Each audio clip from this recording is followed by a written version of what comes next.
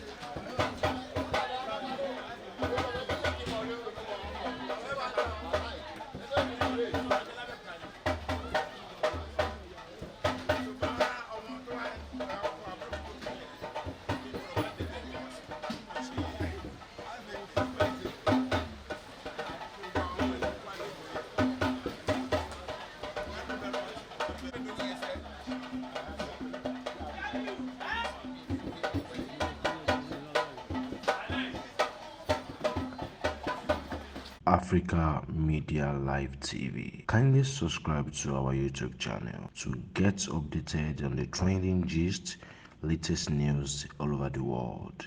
Like our page, subscribe, and share with friends. Thank you.